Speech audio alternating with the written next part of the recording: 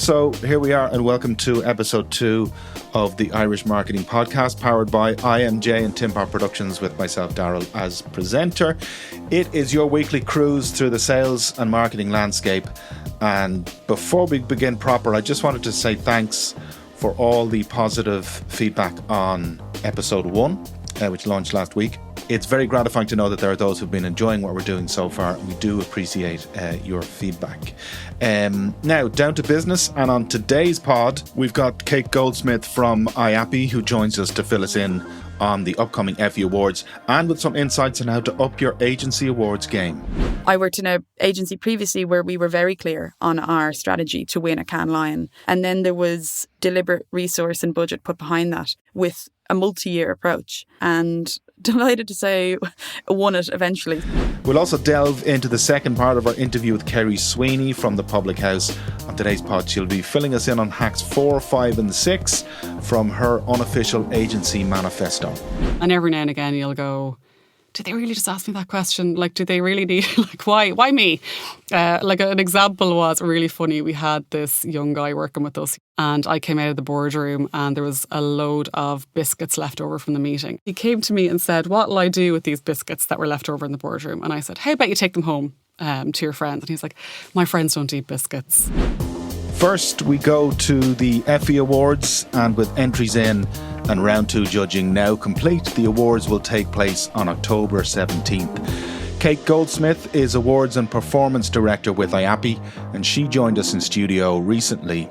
Before we get to that interview, though, here's a flavour from a previous Effie's winner from the HSE Take Back Control campaign, entered by Publicis and Core. All right, mate.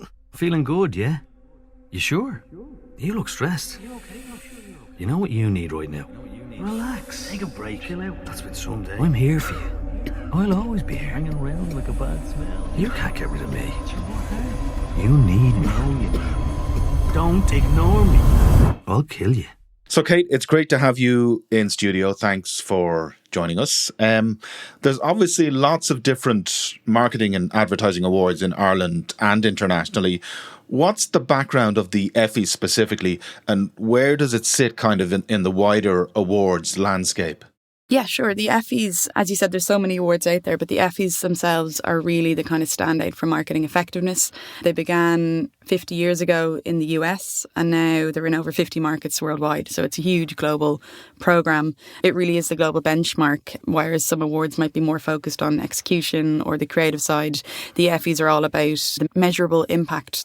Can you tell me a little bit about the impact of the Effies outside of the awards? So are there other industry development resources or best practices that are arising? It's a little bit more than just an awards process, isn't it?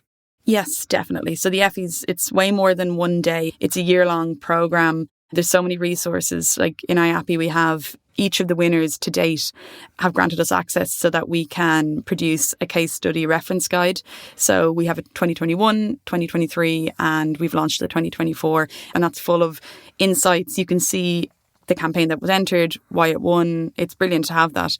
And then beyond that, in terms of kind of resources for entrants, we have what we call the Effie clinics. So if you're interested in taking part in the Effies, we run 2 days of clinics with an Effie expert. So this year we had Vera Sidlova, who's global research with Kantar. She came over and she gave agencies or brands an opportunity to sit down, look at what categories they want to enter, maybe tweaking or refining an angle. Have you thought about this? Maybe if you tweak that result. So just trying to give everyone as much as possible the best chance. And then we also introduced masterclasses this year, and they were webinars featuring previous winners. And then outside of that, we have our winner showcase, which is going to be happening in November. It's ridiculous what's going on. I told her I was going to stick shots of her up online. Shots she sent me. So they're mine, really. I know she's upset, but I haven't done it. I only said I would. I was just messing with her head. I don't even know why you're asking me about it. It's not a crime. It is a crime. That's why we're here. That's some audio from one of the campaigns featured in the 2024 case study. You mentioned Javelin and PhD with some work for the Department of Justice. And if we broaden things out a bit, and your own background prior to IAPI was working with agencies, both in terms of new business, but also part of that role would have been helping agencies to be successful in awards. Can you talk a little bit about, from a business development, marketing and strategy from an agency's point of view, just how important awards are? And I'm not just speaking about the Effies, but Cannes and other areas. Hugely important, I think. They're a calling card and a way for an agency to stand out and build their own reputation. It can work. It's multifaceted. If you become known as this brilliant creative agency, you're going to attract the best creative minds or the best planners who want to solve the best briefs. Equally, clients might be more attracted to come and work there because they've seen people raise their own profiles through getting awarded or moving on up through their careers that way. So it's hugely important to build the reputation of the agency. It's very difficult to do that, though. Anyone entering any type of award will know how draining it is in terms of resources, the fees, building your case study videos. It can take on a life of its own. I don't know if you're asking for advice, but I would just say that if anyone's thinking about doing it, that they do it properly. So they decide exactly what their goal is, what's their measure of success, like you would anything before you engage in a project, and then draw a line maybe as to you won't go past this spend or you won't go past this resource. And then after that, just do it. That might require not just an award strategy overall, but it might also require a particular strategy for a particular type of awards. In other words, you might say, okay, we want to make good work. Obviously, every agency wants to make good creative work that has impact. But you might also say, in order to win awards, there might be certain things we need to do with that work. Absolutely. If you can be really clear on your objective, I want to win an ICAD, a Cannes Lion, a D&AD, I want to win at Effie's. I want whatever it is. The more focused you can be. I worked in an agency previously where we were very clear on our strategy to win a Cannes Lion. From the top down, it was no secret. It was the whole agency was aware. This is our strategic objective, is to win a Cannes Lion. And then there was deliberate resource and budget put behind that with a multi-year approach. So it wasn't done on a whim. It was very focused. There was a core team and we were clear on our objectives, and delighted to say won it eventually. A few years ago, Ireland winning a Cannes Lion was more newsworthiness maybe. I think now I feel like it's not unexpected for an Irish agency to win a Cannes Lion or equally on an international stage. Obviously, I'm assuming you've got to be objective, but are there any standouts from the Effies in recent years that come to mind? The ones that I suppose objectively are standout, if you want to call it, would be ones that have won gold and then gone on to Europe or to the global best of the best. So last year there was a number of entrants who went to Brussels last year and won at a European level. Okay, thanks, Kate. Let's finish with an example of one of the campaigns that went to Europe from F&B working for Allianz. We are born. The sides are level. And the game begins. Fear is a tough opponent. It makes us play it safe. It can take an early lead.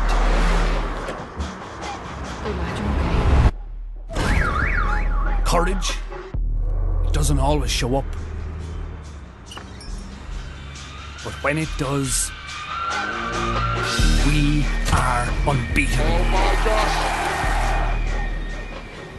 Now, in our first pod, Kerry Sweeney from the Public House was kind enough to talk through some of the lessons she's learned as MD over the course of the last 12 months or so. But there is more to come in a couple of moments.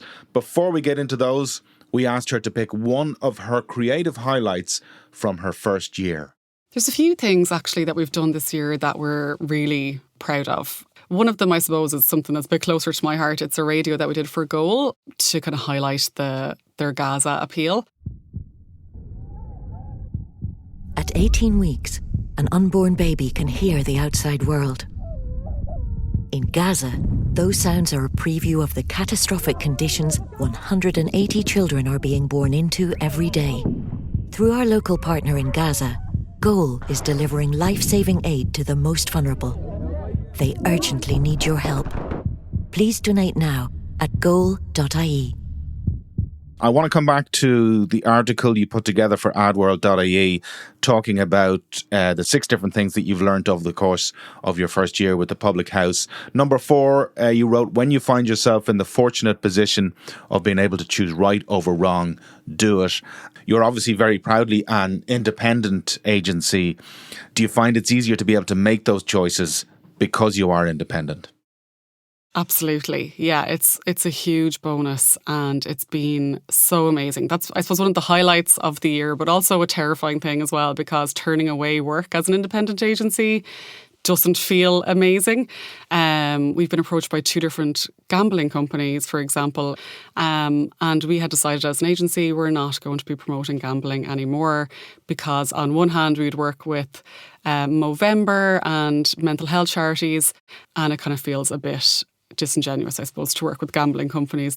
And those moral and ethical decisions aren't necessarily always black and white. There are grey areas and different perspectives. So I'm interested to know, when you're making those decisions, do you have a strategy or framework, or is it just on gut instinct? This doesn't feel right morally. They start off as a gut instinct every time. I think we'd obviously talk as a team, the leadership team.